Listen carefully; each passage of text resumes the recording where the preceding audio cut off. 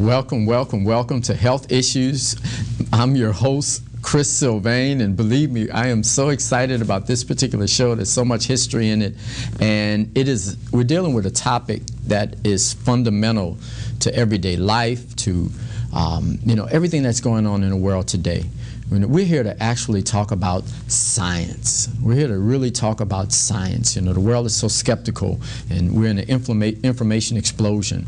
But we have, I believe, one of the greatest scientists that you'll ever meet. He is a scientist.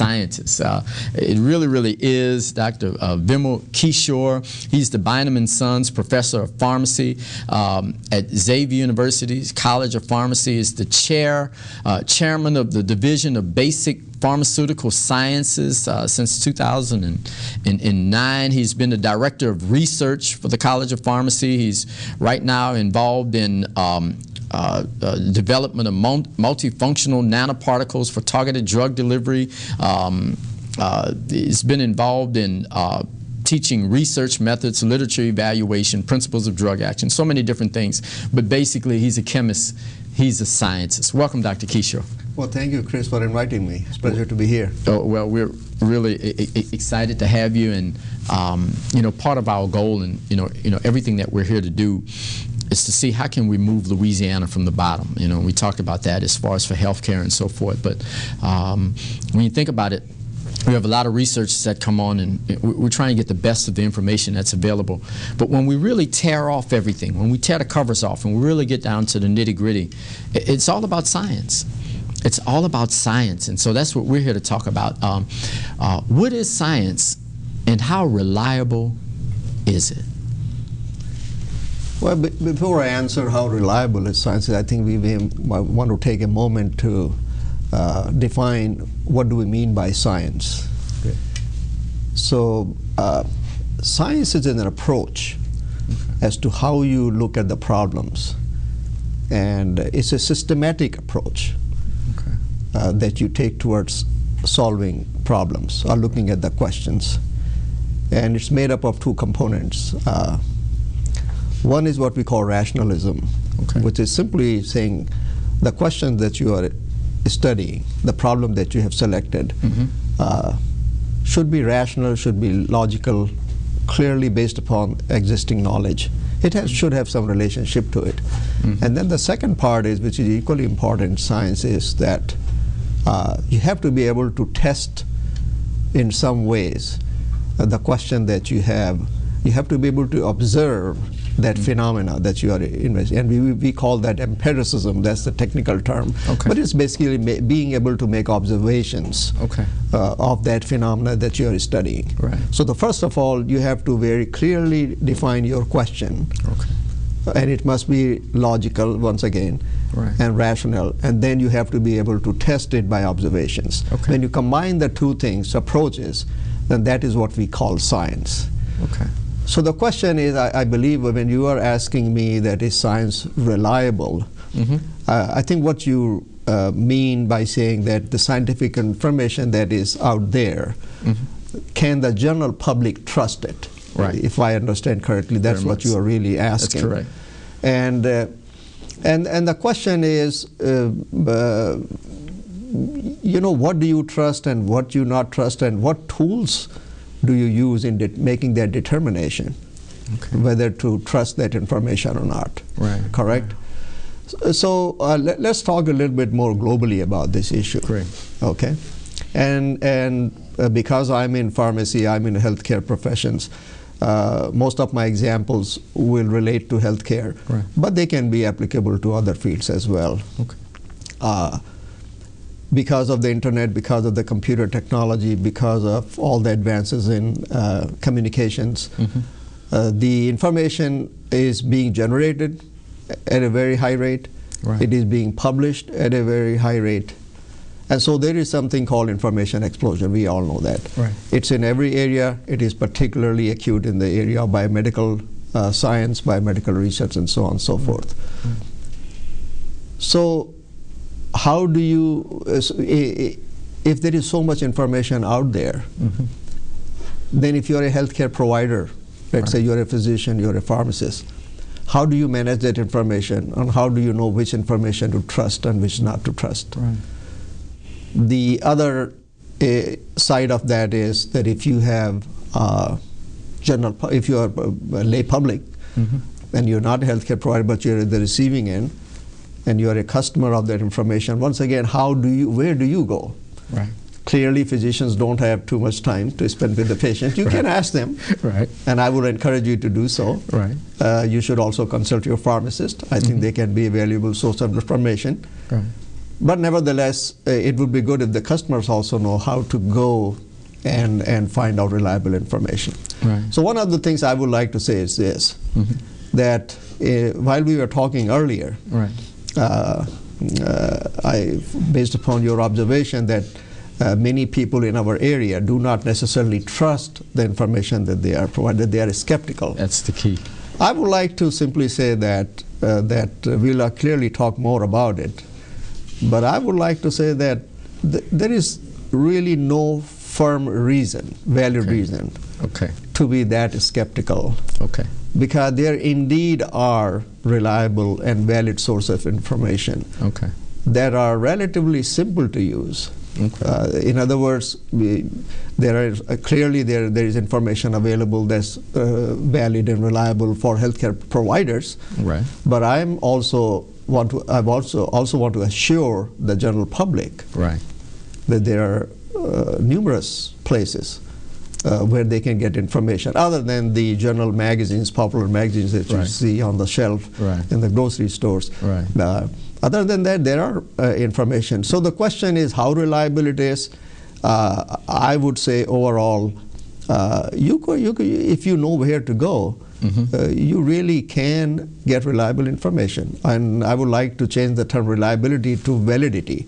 Which is a little bit, because validity means how accurate because sometimes what happens if you, let's say, start out with the wrong information, and it just keeps getting repeated, and everybody keeps repeating the same mistake, it's highly reliable because you see no matter where you go, you find that same information, and you will say that's reliable information. Exactly. But the problem with that reliable information is not really accurate. Right. So the term I think we want to use it is that how do we know that the information is accurate? How do we know that the information is valid? Does that answer your question? You hit the nail dead on the head, because I think the general public, with more information out, years ago again, you're a PhD, that doctor of philosophy, held the information, and that, and even whether it was healthcare practitioners or whatever, the researchers were there to hold that information that they can trust them. These were people that they could trust at the universities and the ones in the ivory tower, so to speak, that were doing the research. But now the research, as you said, it's everywhere. So everybody has an opportunity to grab a hold to it. And in a sense, I think with the information explosion, people have lost so much trust. And I think that's what causes people to not follow medical advice or take risks that they may not normally take. I think the story about the trusting the information or not trusting is more complex. So here is my take on that a little bit. With respect to not trusting the information just because you think there could be some financial motive on behalf of the provider, I think that's a valid reason. Not trusting because you think that the government has an agenda towards a certain goal. To some degree, I will say one has to really investigate that before believing in that. So the question is really, that the public doesn't trust the information. The question really is, why is it that they don't trust the information? What is underpinning that? Because unless we know that, it will be very hard to overcome. Telling them that this information is trustworthy, and believe me, it's not going to change the behavior. So we'll have to kind of explore into say why they don't trust. And I think there are historical reasons for that. We know in Southeast Louisiana, particularly in this, we have a majority of African Americans. This applies to everyone, but I'm taking an example right now.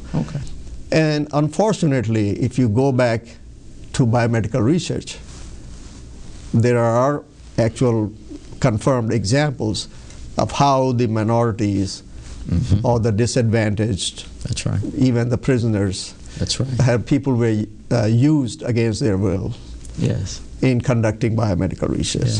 Yeah. So clearly, when that research was conducted, that violated the current standards. Right. The welfare of the subjects was not in the mind, was not the primary goal, which should always be the primary goal. Right. Right. So it is against that backdrop that a particular segment of the society is always skeptical about what comes out of the government studies, for example. Yeah. Right. Because there is always examples say, well, the government did this. That's right. That's You right. know? That's right. Now, the flip side of that is that these things are out in the open and that we are discussing it, and we have universally condemned it, Right. and we have put in place many, many safeguards Okay. to say that, to ensure that these kinds of things do not happen. Right. I think we should all take comfort in that. Okay. And say that, okay, true, there were mistakes made in the past. True, the government did play a role in doing things that they shouldn't do. Right. But that was, while they are bad examples and they are important examples, we need to learn lessons from them. Okay. That's not the whole story. Sounds good. Sounds good. That's a small part of the story. Okay. Okay. Okay? Sounds good. So we could say that, and the reason I say is this, you look at the evidence of what gains we have made, for example, in the disease prevention and disease treatment area, generally healthcare. Right. So if you just go back 100 years ago or 110 years ago, the average lifespan was, I think, in 48 years or some plus minus. Right. People died early. Right. You were lucky if you lived up to be 60. Right. Today, we know that the average lifespan has increased dramatically. For men, it's about 76 to 78. For women, it's early 80s. Now, that's a fact we cannot deny. Right. Right. How that has come about? That has come about because of the progress in science, technology, through research, through biomedical research, through drug research. And all of this drug research is done by whom? By basically three entities. Of course, in this country as well as worldwide, academic institutions, a lot of research is done in those areas. The pharmaceutical industry that many of us distrust, but nevertheless, the fact of the matter is they have done lots of good work and they continue to discover new drugs. That's a fact we cannot deny. That's true. That's true. And the government laboratories have also. So one of the things is I would like to say is that while there are legitimate reasons to distrust,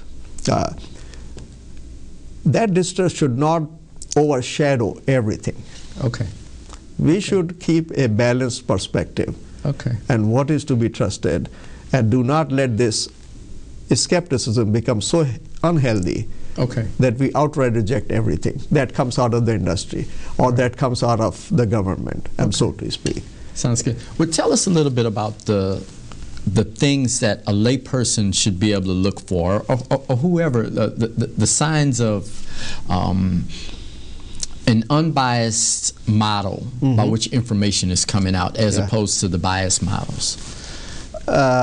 Number one, I would like to tell you this. I think all models, no matter where you go, the fact of the matter is there is going to be some bias everywhere. Realistically. Okay, realistically. There's no pure world out there. Because in order to produce that information, you need some organization, you need some money backing, and so on and so forth. So the realistic thing is this: no matter where that information is coming from, there's always going to be some bias. But I'm qualifying it, some bias. So the question is, where can you go for the information which is least biased? If you say, I want to get some information which is not biased at all, then you should think about it. I don't think anybody is interested in publishing that, because people get excited about telling their story. So if you say that something is totally unbiased, then the question is, who is going to do it? Because nobody has any passion for it, correct? Right. So remember that when it comes to that, then all the stories have some bias. Okay. So for us, we have to say that, okay, we want the story with the least bias. Okay. So there is a rule of thumb that I can talk about. All right. One of the things is a simple question a lay public can ask when they are looking at the information. Let's say they are reading the magazine article and they are reading even a newspaper article. Wow. If the article sounds like if they are trying to sell you a given product, then I will say some red flags should go up. Okay. Because if the intent is to sell something, the red flag should go up. Wow. If the intent is to educate you and simply give you options, then I think, as I said, remember, it's less biased. Less biased. It may say the preference. If the intent is to say, these are your options. Okay. Think about it. Discuss it with your healthcare provider.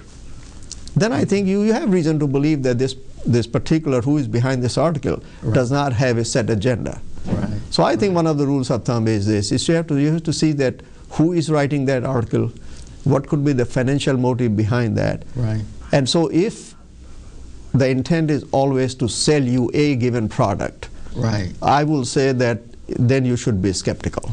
Okay. Okay. And you should do your homework. Okay. And you should say that I have reasonable doubts about these claims. Right. Right. The second rule of thumb is, if somebody talks about only good things about a given product or a given approach, and never counters it with its limitations or possible shortcomings. Okay. You must have heard that this drug is the safest in the world and it does everything possible, it will cure you, and it has no side effects, such as this. Right. Okay. So anytime an article that does not give you a balance, because no matter what findings we have, there's always some question. Nothing is ever fully answered. Science. In science, we find something and then new questions are raised. And then we answer those questions and more new questions are raised. Right. We never completely remove the doubt. So the thing is to claim that there is, like I said, if you get a completely one-sided story, right, whether the thing is good or completely bad, I think you have reason to be skeptical. Okay? Wow. Okay, so that would be the other reason. So first of all, are they trying to sell you something? Okay. Be skeptical.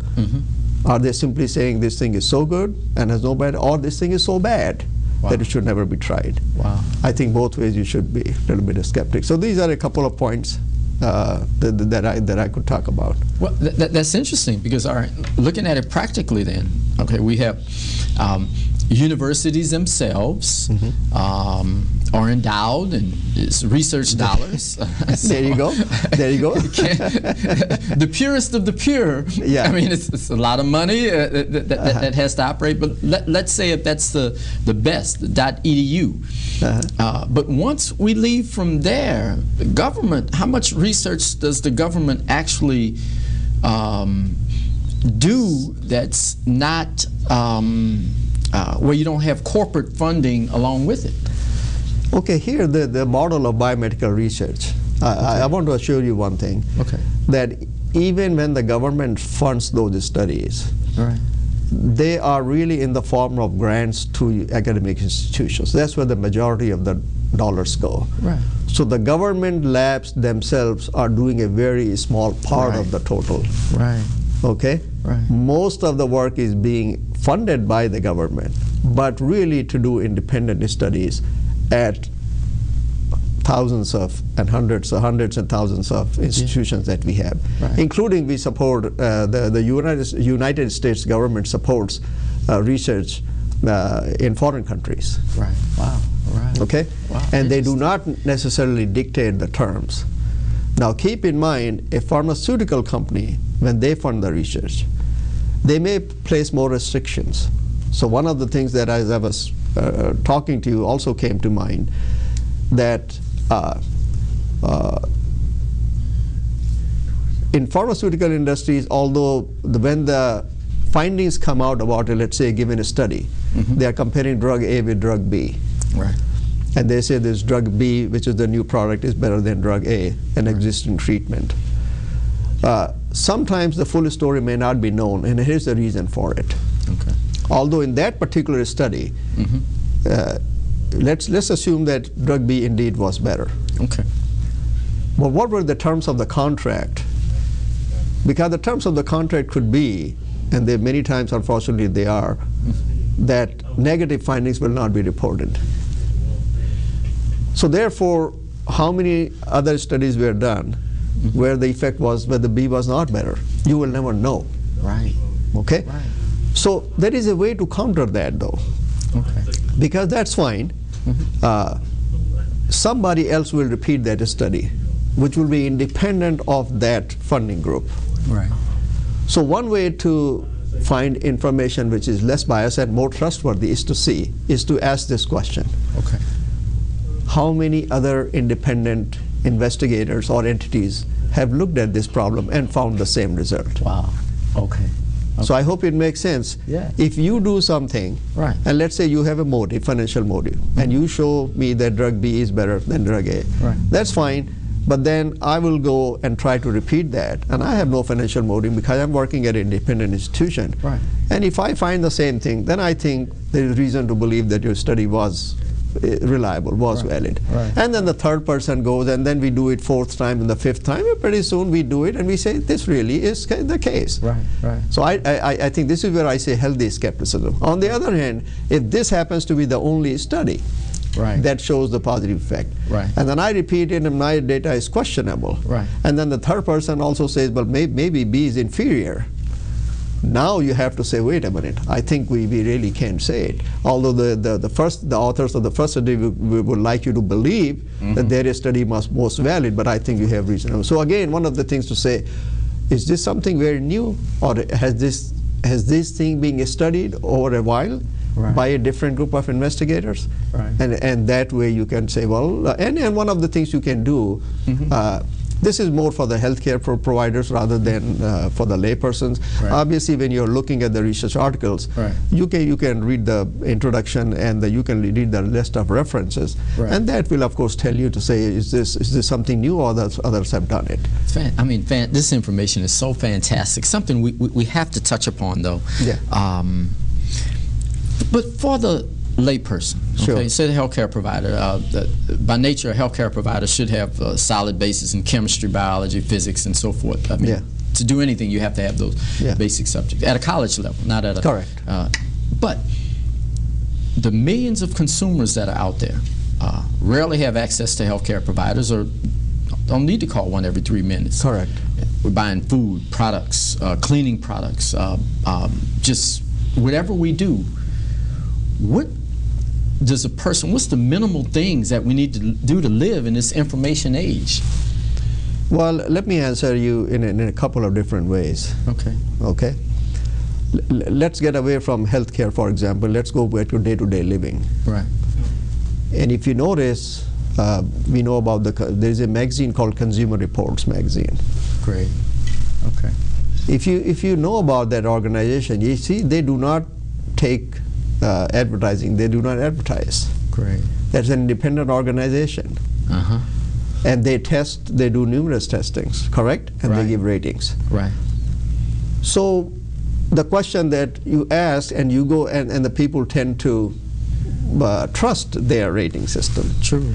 Because again, they do not take funding from the automakers. Right. They do not take funding from the detergent makers. They do not make fundings from the people who they evaluate. Okay. Wow. They're not financially supported by it. Wow. So they have no financial stake in it, in the ratings. Wow. So therefore, when the people don't have a financial stake, they are less biased. Wow. They're not completely bias-free, but they are less biased. Because remember, the bias could be coming from non-financial motives as well, Okay. from religious motives and political motives. Because political motives could bias you. It doesn't have to be money all the time. Right. Okay. Right. Because there could be political motives, social motives, religious motives, and so on and so forth. Yeah, yeah. But one of the key things in this area is so same way you take the same approach Okay. towards the health literature. Okay. To say whether this surgery is needed or not needed. Okay. To say whether this drug is better or not better. Okay. To ask a question, do I undergo this diagnostic test, or I do not undergo this diagnostic test? I think you have to look at the information coming from and ask. I go back to same thing and say, is the intent of that information to sell you something, or the intent of the information is to give you objective information and give you some counterbalancing points of view, give you more than one option, Wow. Talk about pros and cons of each approach, and then let you and your family members and your healthcare provider, other members together decide. Ultimately make that, is the decision being imposed upon you in some way, Okay. or is that thing allowing you to make your own decision from a variety of choices? That is fantastic. It really, really is. It places context. We just have like about a minute and a half left, and this is something we talked about earlier. I want to grab a hold to because people really need to know. I'd asked a question about, does everybody need to have chemistry, biology, and physics information just to walk around? But you mentioned critical thinking skills was more important, and if you can share that. Sure. What I mean by critical thinking is, let's say research, okay? So here's what I'm saying is that research is a systematic approach towards looking at a problem. In other words, you have defined the steps. What's the problem? How do I look at that problem? How will I analyze it? And critical thinking becomes most important in when you have some data, and what does that data mean?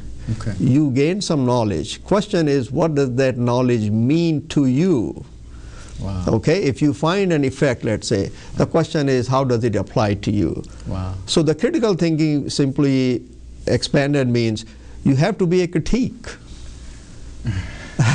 And so going back to skepticism, you have to be a critique. And critique, what I'm saying is, a critique doesn't mean that you always try to knock things down, or you always try to prop things up. The critique has to keep both alternative explanations in mind. If somebody tells you this is the reason for this thing, you have to say, well, what are the other possibilities? Can you think of it? That's one example of critical thinking. Wow. Well, I am so excited, Dr. Kishore. Look, this has been a program for you to stay with. It deals with the foundational things of what we're always talking about. You have to ask the right questions. You have to think critically. And believe me, do your best. HealthIssues2010.org. Check us out on the web. Stay with us. Fight as hard as you can. Be your best always. Thank you so much.